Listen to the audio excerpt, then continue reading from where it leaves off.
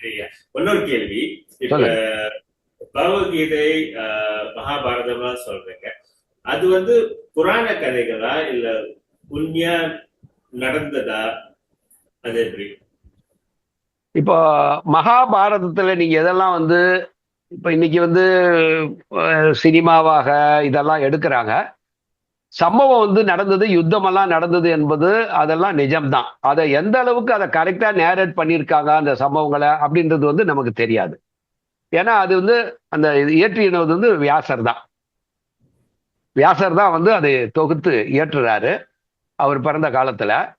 ஏன்னா இவரும் சம காலத்துல வாழ்ந்தவர் வியாச பெருமான். ஆனா இந்த மகாபாரத யுத்தம் என்பதும் இதே இந்தியாவில் இந்த பாரதத்துல நடந்த மிகப்பெரிய ஒரு யுத்தம் தான். அது பரமாத்மா மனிதனாக வருகின்ற பொழுது அதனாலதான் அதுல சொல்லப்பட்டிருக்கிறது. யதா யதாஹி தர்மஸ்ய கிளானிர் பவதி பாரத சப்புத்தியானம் அதர்மஸ்ய ததாத்மானம் சிரஜாமியம் பரித்ராணாய சாதுனாம் விநாசாய ச துஷ்கிருதாம் தர்ம சம்ஸ்தாபனார்த்தாயா சம்பவாமி யுகே யுகே என்று அதுல சொல்லப்பட்டிருக்கு. இதுதாயா அந்த பகவத்கீதனுடைய எசன்ஸே. அவ்வளவுதான். இதை மையமா வச்சுதான் இது எல்லாமே மகாபாரதம் எல்லாமே நடக்கிறது. இதெல்லாம் நிஜமாவே நடந்ததுதான். இதற்கான இன்னைக்கு ஆதாரங்களும் இன்னைக்கு பல நில ஆய்வுகள், இந்த இதெல்லாம் இந்த அகழ்வாய்வுகள், இதன் மூலமாகவே இதற்கான எவிடன்சஸ் எல்லாமே இன்னைக்கு கிடைச்சிருச்சு. வெறும் அதை கதையா நம்ம ஏதோ பார்த்த மாதிரி இல்லாம, இது மகாபாரதம் என்பது புராணம் இல்லையா, மகாபாரதம் என்பது இதிகாசம்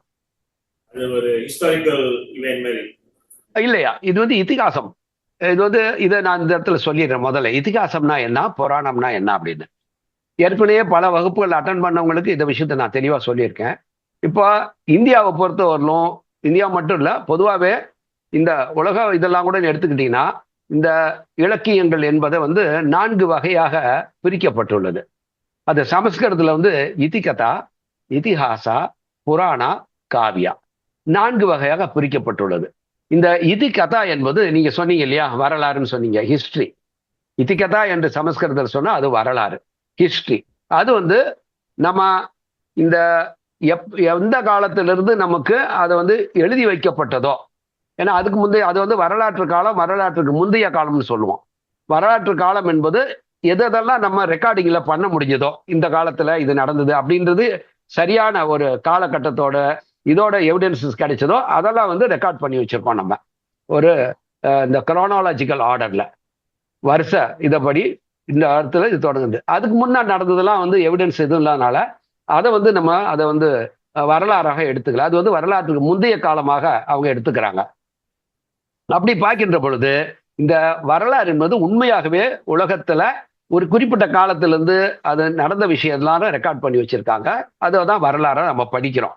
இது வரலாறு, இதிகதா.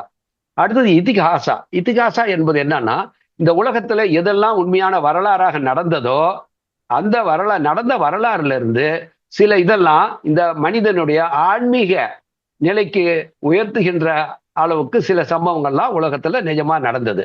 அதையெல்லாம் தனியா அதுல இருந்து வரலாற்றிலிருந்து பிரித்து எடுத்து அதை தனியாக அதை ஒரு தொகுத்து, அதாவது நடந்த சம்பவம் தான், வரலாறு தான், ஆனா அதை தொகுத்து எடுத்து பார்க்கும்போது ஒரு ஒரு சம்பவம் ஒரு குறிப்பிட்ட ஒரு நூற்றாண்டுல நடந்திருக்கும். அப்போ அது ஒரு ஆன்மீக சம்பந்தமான மனிதர்கள் ஒரு ஆன்மீக விழிப்புணர்வு ஏற்படுத்துது. தர்மத்தின் அடிப்படையில மனிதன் வாழணும் இப்படிதான் அப்படின்ற இதெல்லாம் அந்த பேசிக்கால தார்மீக இதுல அடிப்படையாக நடந்த யுத்தங்கள், சம்பவங்கள் இதெல்லாம் எடுத்து வைக்கப்பட்டிருக்கும் போது, அதுக்கப்புறம் ஒரு 500 ஆண்டு காலம் 600 ஆண்டு காலத்துக்கு அப்புறம் ஏதோ ஒரு அது மாதிரி வரலாற்றுல இருந்து தனித்தனியா எடுத்து வைக்கும்போது ஒன்றுக்கும் நடுவுல ஒரு லிங்க், ஒரு கண்டினியூட்டி இல்லாத மாதிரி துண்டு துண்டு சம்பவங்களாக அது இருக்கும். ஆனாலும் அந்த துவக்க கால சம்பவத்துக்கும் கடைசியில லேட்டஸ்டா உங்களுக்கு கிடைச்சது பாத்தீங்கன்னா, அங்க லிங்க் இல்லைனாலும் முதலிய நிலையில இருந்து அடுத்த நிலைக்கு அது ஒரு உயர்வான ஒரு நிலைக்கு அந்த மனித வரலாறு ஆன்மீக நிலைக்கு போனது அப்படின்ற ஒரு அடையாளங்கள் அங்க தெரியும். அப்போ இந்த தொகுத்து வழங்குகின்ற ஆசிரியர் என்ன பண்றாருன்னா, அந்த முதல்ல ஒரு குறிப்பிட்ட நூற்றாண்டுகளுக்கு முன்னால் நடந்த சம்பவத்தையும் அதுக்கப்புறம் சில நூற்றாண்டுகளுக்கு அப்புறம் நடந்த சம்பவத்தையும் அவர் வரலாற்றிலிருந்து எடுத்தவர் இதையும் முதல் சம்பவத்தையும் இந்த ரெண்டாவது சம்பவத்தையும் அப்படியே அவர் சொந்த இதுலயே அப்படி இணைக்கின்ற மாதிரி, அதுல எதுவும் ஒரு பிசகு ஏற்படாம, கருத்து தவறாக போய்விடாம, கொஞ்சம் சுவையாக அவர் சில ஆனா அவருடைய கற்பனையில தான் அதை இணைக்கிறாரு. ஆனா அந்த தர்மத்தினுடைய இது மாறாத அளவுக்கு அவரு ஒரு முயற்சி எடுத்து இப்படி தொடர்ச்சியா இது ஒண்ணு லிங்க் பண்ணி அது ஒரு முழுமையான ஒரு சம்பவமாக அந்த அனைத்து எடுத்து அதை கொடுக்கும்போது அதுக்கு பேரு இதிஹாசா. அதாவது இதி கதாவில இருந்து இங்க அவருடைய சொந்த இதையும் இணைச்சி சொல்லுகின்ற பொழுது இதுக்கு பேரு இதிஹாசா. அப்படி பார்க்க அடுத்தது அதுக்கப்புறம் அடுத்தது பாத்தீங்கன்னா புராணம் என்ற நான் சொல்லிட்டேன். முழுக்க முழுக்க இது சமுதாய ஒழுக்க நெறிமுறைகள், சமுதாய அடிப்படை இது இந்த மாதிரி சில நல்ல விஷயங்களை சொல்லுவதற்காக ஒரு கதாசிரியர் முழுக்க முழுக்க தன்னுடைய சொந்த கற்பனையில தனக்கு என்னென்னலாம் விவரம் தெரிஞ்சதோ ஒரு விஷயத்தை பத்தி, அதுல சில விஷயங்கள் நடந்த சில சம்பவங்கள் கூட எடுத்துக்குவாரு.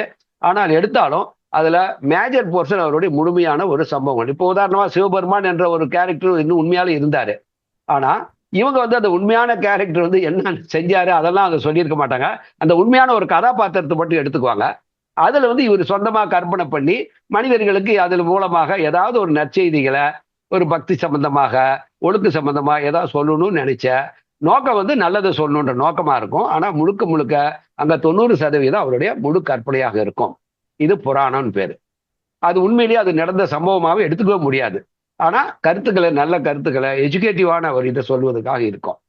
இத அடுத்தது காவியா என்பது என்ன பாத்தீங்கன்னா பல இலக்கியங்கள் இருக்குது இல்லையா, அதாவது சுவையான இலக்கியங்கள்.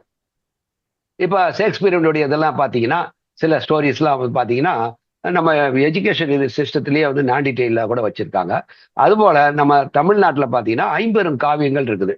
சிலப்பதிகாரம், குண்டலகேசி, இது மாதிரியும் 5 இது இருக்குது. இதெல்லாம் காவியங்கள் பேரு. இதெல்லாம் பாத்தீங்கன்னா இதெல்லாம் உண்மையிலேயே நடந்த சம்பவங்களாக இருக்குன்ற அவசியமே இல்லை. ஆனா ரொம்ப சுவையா இருக்கும், ரசாத்மகம். அது என்னன்னா, அதாவது காவிய ரசாத்மகம்.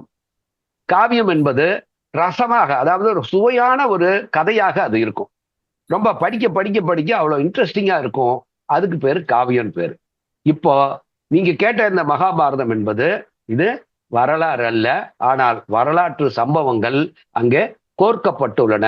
அது அது அதனுடைய இதை பிசுக்கி விடாமல் அது கொடுக்கப்பட்டது. அதுக்கு பேர் இதிகாசம் பேரு. நடந்த சம்பவம் தான், ஆனா இடையில சில இடங்கள் கோர்க்கப்பட்டுள்ளது. ஆனாலும் அதுல இருக்கிற அதனாலதான் அதனுடைய முக்கியமான சம்பவங்கள் எதுவுமே நாம கற்பனைன்னு சொல்ல முடியாது.